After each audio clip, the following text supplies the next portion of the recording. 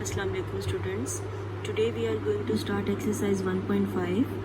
Question number 1 is find the determinant of the following matrices.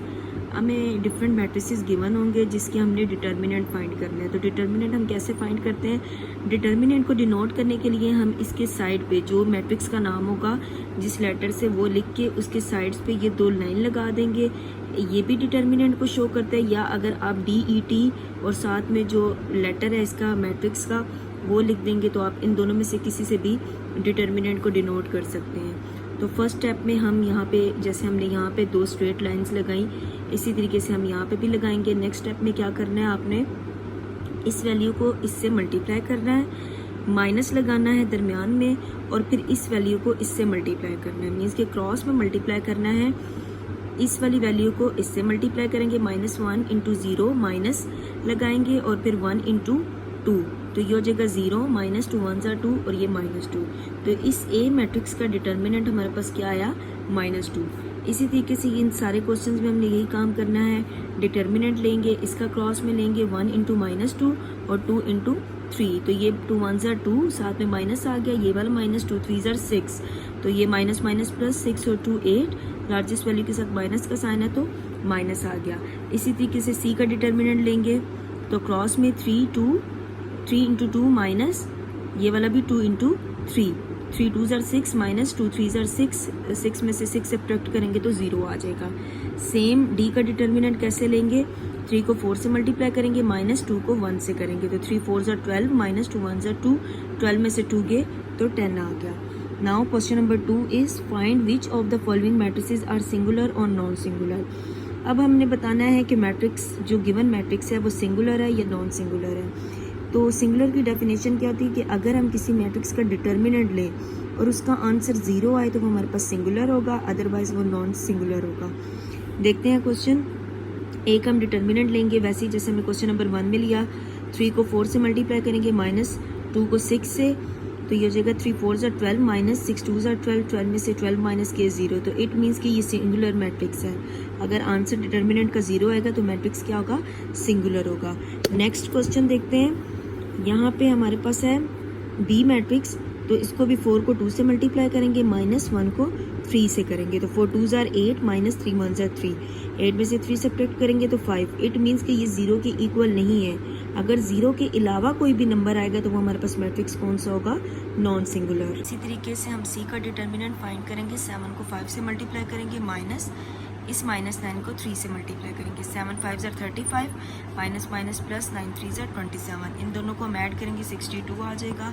It means कि हमारे पास क्या है? नॉन सिंगुलर मैट्रिक्स है. नाउ पार्ट D इज इसका determinant find करेंगे. 5 को 4 से मल्टीप्लाई करेंगे माइनस 10 को -2 से तो 5 4 20. ये हो जाएगा माइनस माइनस प्लस और फिर ये प्लस माइनस माइनस. 10 2 20. 20 में से 20 के 0 आ गया. इट मीन्स कि हमारे पास क्या है? सिंगुलर मैट्रिक्स है. नाउ क्वेश्चन नंबर 3 है हमारे पास. हमने फाइंड करना है मल्टीप्लिकेटिव इनवर्स. हमें मैट्रिसेस जो गिवन है उनका मल्टीप्लिकेटिव इनवर्स फाइंड करना है. तो उसका हमारे पास मल्टीप्लिकेटिव इनवर्स का फार्मूला क्या होता है? जो मैट्रिक्स गिवन है A मैट्रिक्स है तो A inverse is equal to adjoint of A लेंगे उसी मैट्रिक्स के साथ जिसके साथ उसको डिनोट किया हुआ है divided by determinant of A. तो एडजॉइंट लिख के A की वैल्यू लिखेंगे और इसी तरह इसको इन 2 स्ट्रेट लाइन्स के अंदर अभी जस्ट हम A की वैल्यू पुट करेंगे.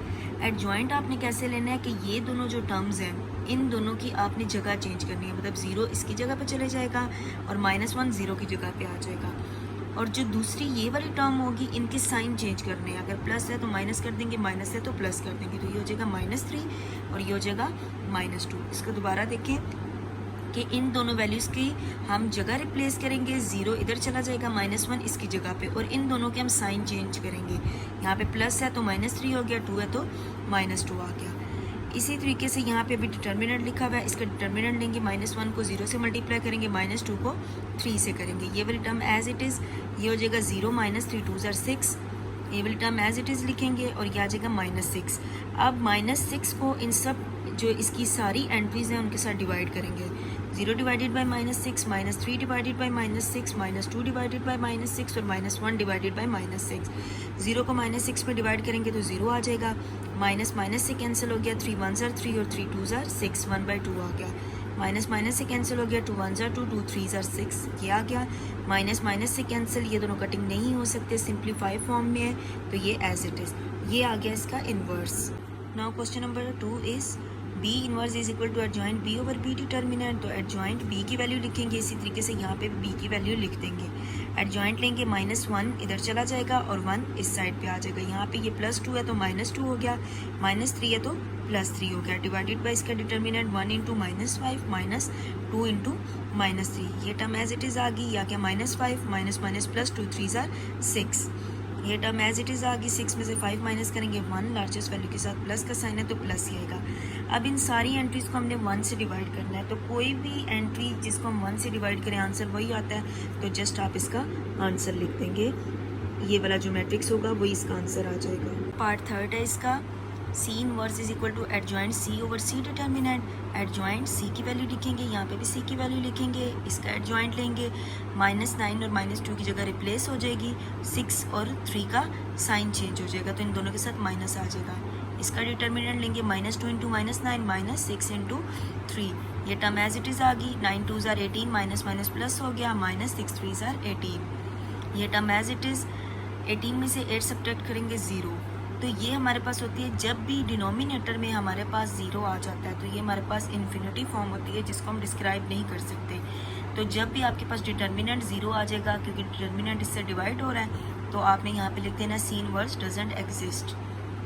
Now fourth part is D inverse is equal to adjoint D over D determinant. Adjoint D की वैल्यू लिखेंगे, यहाँ पे भी डी की वैल्यू लिखेंगे, 2 और 1/2 की जगह रिप्लेस हो जाएगी और इन दोनों के साइन चेंज हो जाएंगे। इसका डिटर्मिनेंट लेंगे, 1/2 2 से मल्टीप्लाई हो जाएगा, -3/4 1 से मल्टीप्लाई हो जाएगा।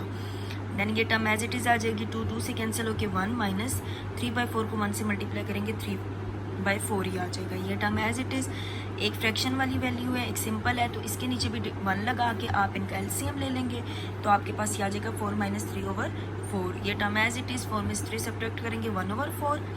ये टर्म एज इट इज़, अब ये देखिए 1/4, तो आपको पता है कि ये टर्म ऊपर जाके मल्टीप्लाई हो जाएगी, 4/1 हो जाएगा।